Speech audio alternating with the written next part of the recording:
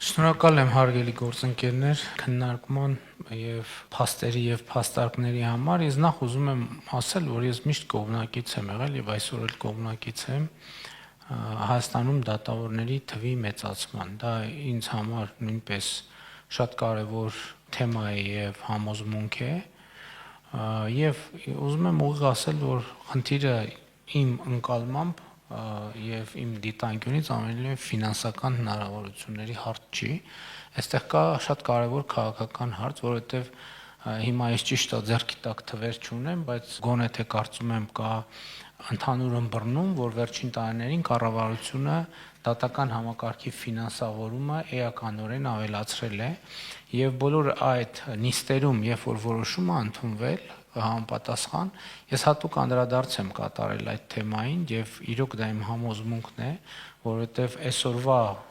միջավայրում նաեւ ասենք դատավորների, քննիչների, դատախազների աշխատավարձ բարձրացնելը համաձայնեք ինքը քաղաքական,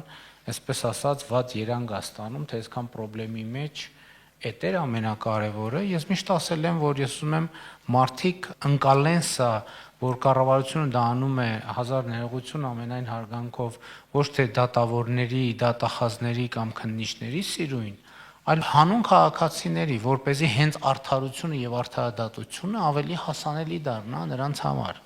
Հիմա բայց արդյունքում ինչն է, իմ ասածը հույս ունեմ ճիշտ կհնչի։ Խնդիրն այն է, որ երբ որ հանրությունը էլի այդ ներդրումը անում է, ինքը որ ժամանակ անց պետքա տեսնի դրա արձագանքը, ինքը պետք է ասի իսկապես այդ ներդրումը արվեց եւ ինձ համար արդարադատությունը դարձավ հասանելի։ Բայց երբ որ դա տեղի չի ունենում, ընդ որում ես ուզում եմ ասել, որ մենք պետքա ընդունենք, որ սա տպավորությունների մակարդակ է, որովհետև ոչ մեկ չի գնում համեն դեպս նրանք, ովքեր չեն առնչվում, գործերը թերթում նայում եւ այլն։ Տպավորությունը շատ կարեւոր է։ Կառավարության համար առաջանում է քաղաքական խոչընդոտ, որովհետև էլի մենք պետք է բացատրենք, բայց նախորդ շրջանի ֆինանսավորման եւ որոշումները ինչի հանգեցրին, որ մենք հիմա հաջորդն ենք անում։ Ինչ որ մի ձևով չափելի արդյունք մենք պետք է ունենանք եւ այդ առումով ուզում եմ ասել, որ տեսեք մենք խոսում ենք տասնյակ հազարավոր գործերի մասին, բայց այդ տասնյակ հազարավոր գործերը այո ընդհանուր առմամբ, բայց այդ գործերի մեջ կան առանձնահատուկ տպավորություն թողնող գործեր, որոնց վերաբերյալ մարդիկ 10,000 գործի չեն հետևում, մարդիկ հետևում են 1, 2, 3, 4, 5, 10 գործի։ Եվ դրանք թողնում են տպավորություն։ Եվ այդ տպավորությունն է, որ տարածվում է բացարձակապես ամեն ինչի վրա, որովհետև տեսեք, դուք ասում եք, որ այո, մեծ թվով դատավճիռներ կայացվում են, ընդհանուր օրինական ուժի մեջ են մտնում, բայց տպավորություն ստանում են այն գործերից մարդիկ, որոնք այդպես էլ չեն ավարտվում ուղղակի, հասկանում եք, որևէ ձևով չեն ավարտվում եւ մեծ է հավանականությունը, որ չեն էլ ավարտվելու։ Եվ մեծ է հավանականությունը, որ այդ գործերի ձգձգման անվերջ ռեսուրս կա եւ դա հետեւյալ տրամաբանությամբ, որ այդ դատավարության բոլոր մասնակիցները սպասում են կամ աշխարհքաղաքական կամ ներքաղաքական կամ բնակլիմայական փոփոխությունների, որպեսզի այդ ամեն ինչը տեղի ունենա։ Այսինքն ֆունդամենտալ խնդիրը այստեղ է, որ մեր վիճակագրությունները, այո, ոչ մեկ դա չի կարող ժխտել, բայց կան նշանային իրավիճակներ, գործեր, եւ մենք ընդ որում միայն դատավարական օղակում չի։ Ես օրինակ, ասենք, երբ որ իմանում եմ, որ իսկապես կա քրեական գործ, որը տարիներ է տևում, ասենք մենք քրեական գործեր ունենք 7, 8, 9 տարի նախաքննություն է տեղի ունենում, որը իհարկե 5 ասեցման ինստիտուտը, ես չգիտեմ, հիմա ինչ որ վերափոխման է ենթարկել, ես դրանց մասին չեմ խոսում։ Այսինքն մենք պետքա այստեղ էլի ես ուզում եմ ամփոփել նրանով, ինչից սկսեցի։ Այս օրգանիկ կապը հանրության հետ եւ այդ թվում այդ ուղերձների մակարդակով շատ կարեւոր է, որպեսզի արդարության եւ արդարադատության հանդիպումը տեղի ունենա, որովհետեւ արդարադատությունը պրոցեդուրա է,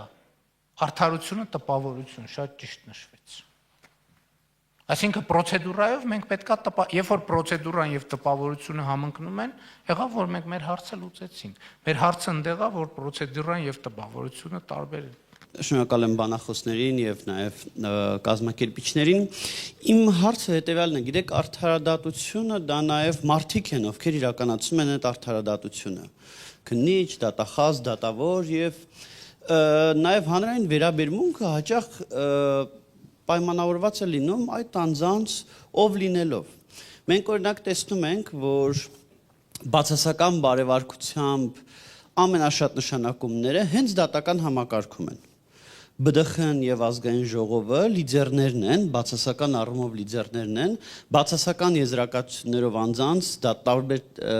ուրեմն դատավորների պաշտոններում նշանակելու առումով։ Մենք տեսնում ենք, որ մի շարք հանգուցային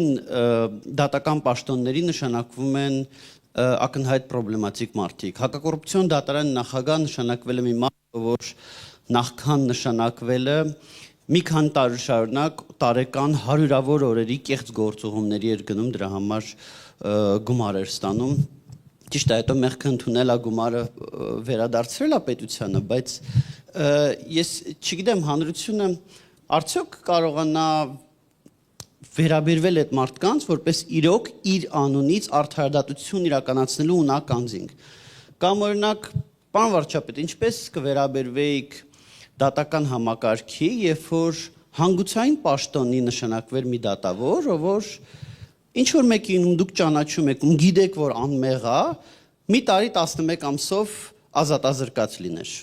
Բոլորը գիտեն, որ անմեղ է, բայց այդ դատավոր իրան մի տարի 11 ամսով զուտ քաղաքական պատճառներով դատապարտած լիներ եւ հետո այդ դատավորը նշանակվեր հանգուցային պաշտոնի։ Այդ դատական համակարգին հնարավոր չի լինում, երբ որ տենց անձինք են նշանակվում, հնարավոր չի լինում վերաբերվել որպես իրապես մեր բոլորի անունից արդարություն իրականացնող գործիք։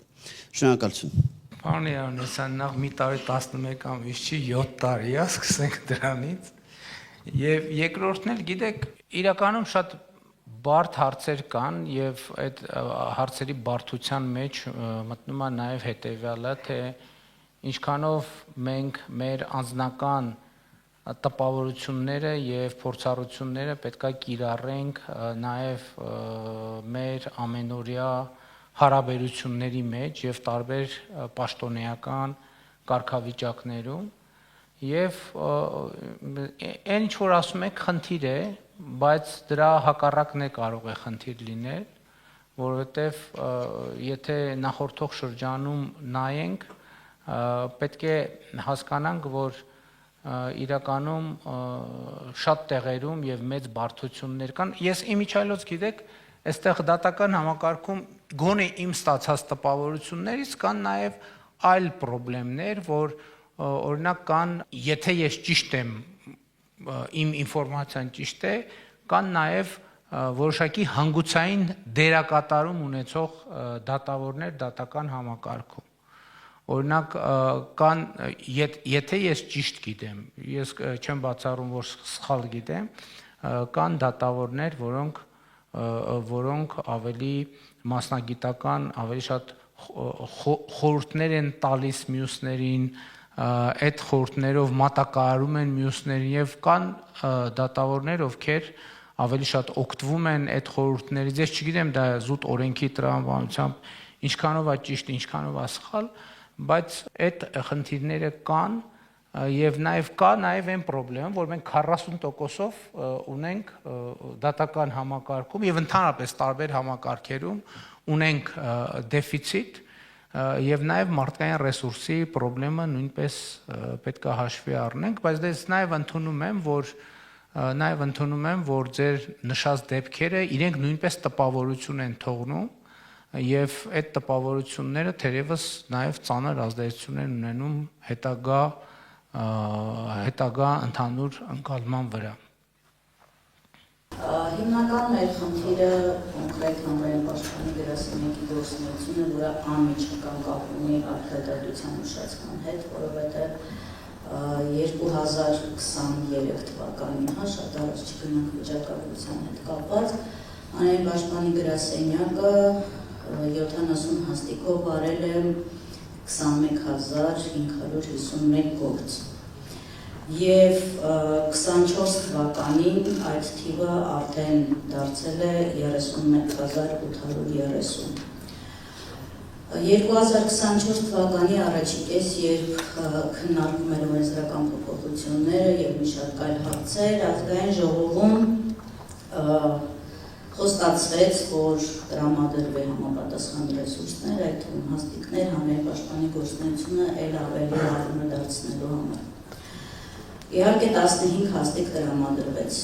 եւ մինչ փորձեցինք հաստիկները համալրել, ինչու փորձեցինք, որտեղ հանրային պաշտպանի աշխատանքը գայթակղիչ չէ։ Հանրային պաշտպանը չունի սոցիալական երաշխիքներ, հանրային պաշտպանը չի ստանում հարկեվավճարներ, չի ստանում հավելավճարներ։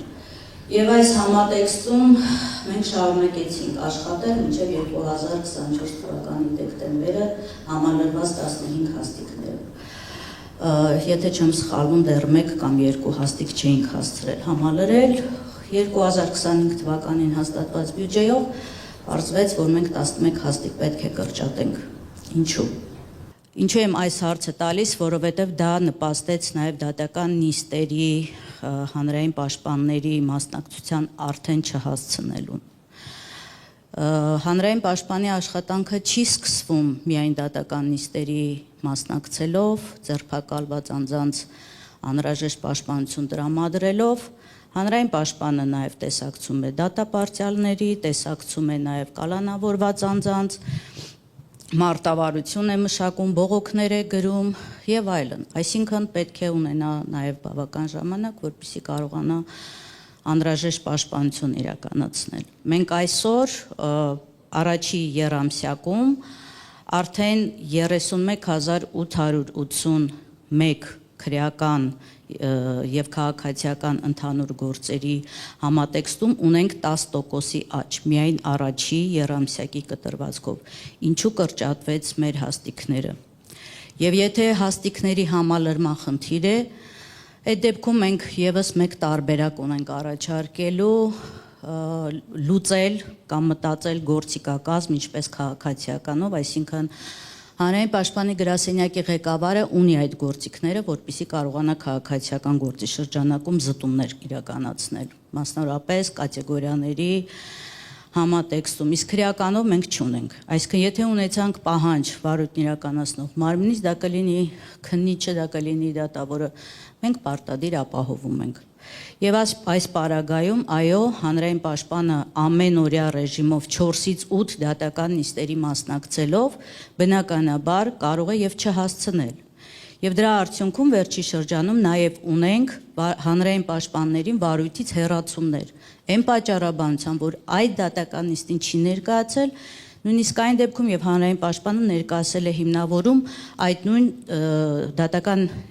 նույն ժամին այլ դատարանում դատական նիստի մասնակցելու վերաբերյալ ապացույցներով։ Հարցս հետեւյալն է.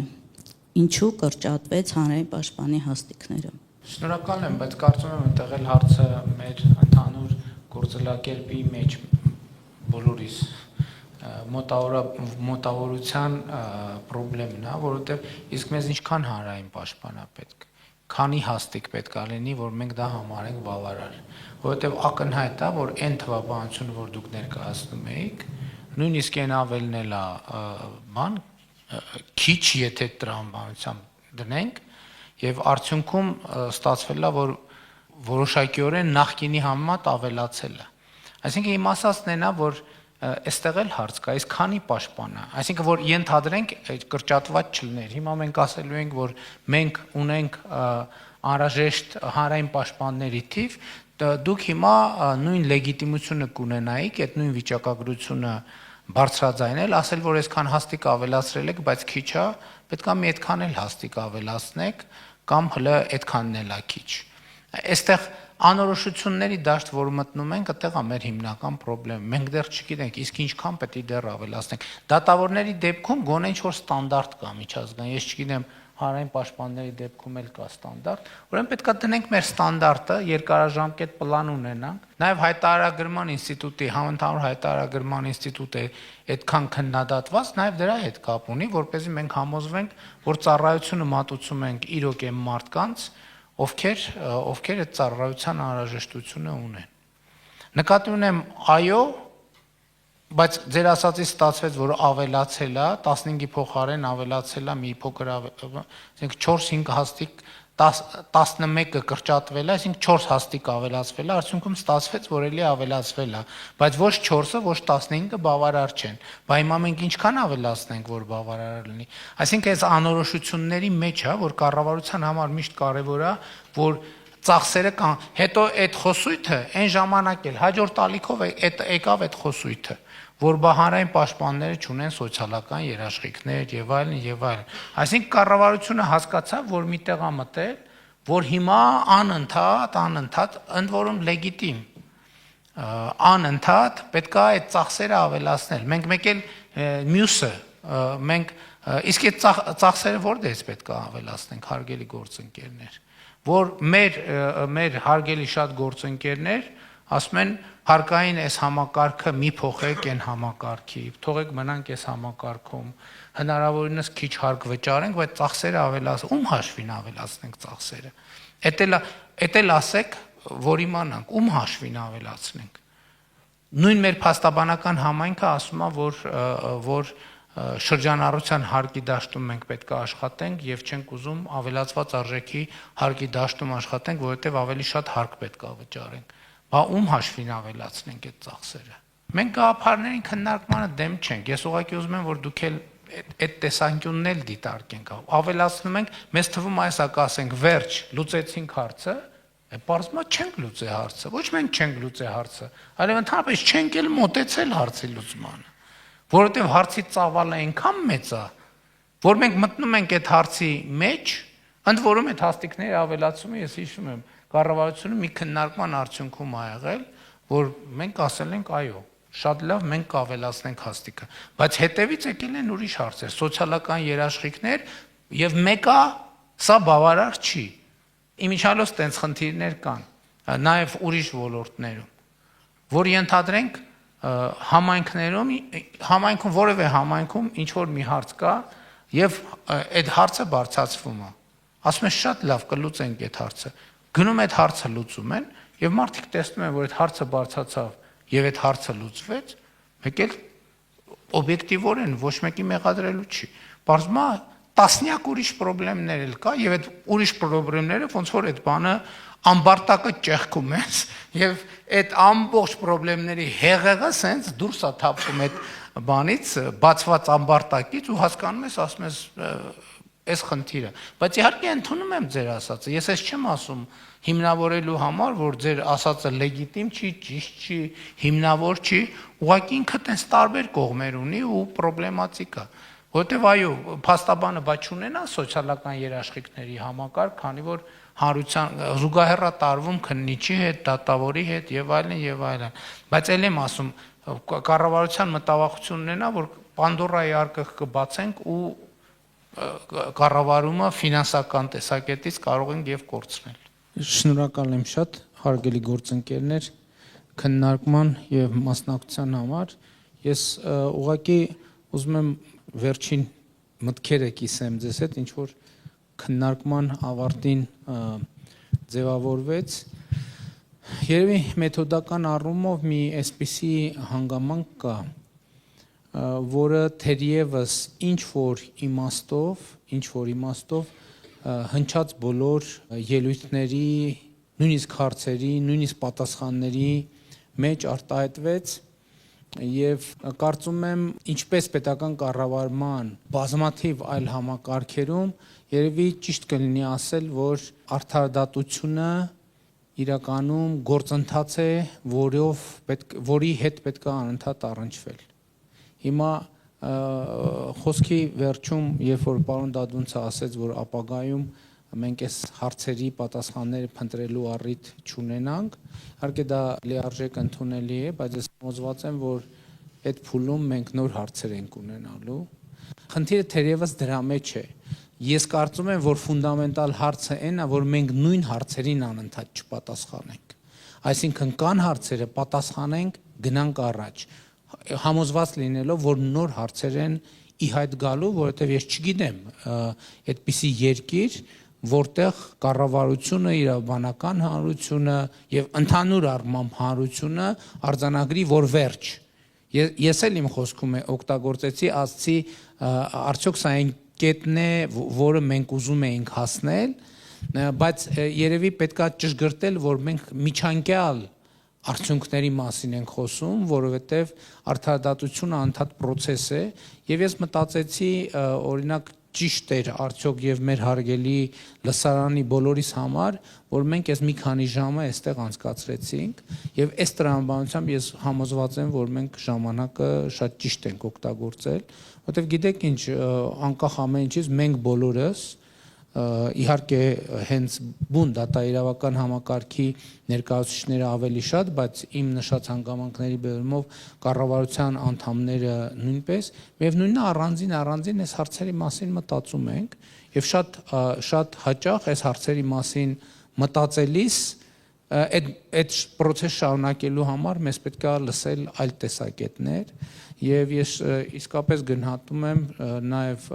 իսկապես շատ կարեւոր էր որ քաղաքացիական հասարակության, փաստաբանական հանրության, քննչական բոլոր մարմինների, կառավարության, դատական համակարգի ներկայացուցիչներին մենք լսեցինք եւ պարզապես ես լուծումը տեսնում եմ մի բանի մեջ, որ մենք չվախենանք հարցերը ձևակերպել, բայց նաեւ այդ հարցերի պատասխանները գտնելու ուղղությամբ առաջ շարժվելու մեջ էլ չվախենանք, գտնենք այդ հարցերի պատասխանները եւ անցնենք մյուս հարցերին։ Ես նկատի ունեմ պետք է լինենք հետեւողական եւ ես առաջարկում եմ այս ֆորմատով քննարկումները անել բարբերաբար, ուղղակի զուտ կազմակերպչական մասով տեսնենք ինչն է ավելի արդյունավետ, ինչը պակաս արդյունավետ, որ เป զի գնանք առաջ, ու շատ կարեւոր է, ես էդ էի ասում։ Իմիջիալոց այդ հանգամանքն էլ կա, որովհետեւ մենք ունենք հակակոռուպցիոն քաղաքականության խորհուրդ, դատաիրական բարեփոխումների ընթացքի մոնիտորինգի խորհուրդ, ամենատարբեր ռազմավարություններով մենք քննարկում ենք եւ ես կարծում եմ, որ վաղուց ժամանակն է, որ մենք այս քննարկումները անենք հրապարակային, որպեսզի հանրությունն էլ տեսնի, թե ի վերջո ինչն է խնդրեմը, որտեղ է խնդրեմը, ինչ ենք քննարկում, ինչ փաստարկներ կան, ինչ հակափաստարկներ կան, մենք անկեղծորեն զբաղվում ենք արդարության եւ արդարադատության հարցերով, թե ընդամենը կարճ պաշտոնական հաղորդագրություններ ենք ուղարկում ցույց տալու համար, որ մենք կենտրոնացած ենք դրա վրա, բայց իրականում այդքան էլ չէ։ Եվ ես հույս ունեմ, որ եւ համոզված եմ քննարկման արդյունքում, որ հետեւականությունն է միայն, որ մեզ ավելի բարձր բավարարվածության մակարդակ է տալու մեր արդարության եւ արդարադատության որակից, որը իհարկե չափազանց կարեւոր է մեր պետության հետագա զարգացման համար։ Շնորհակալ եմ բոլոր մասնակիցներին։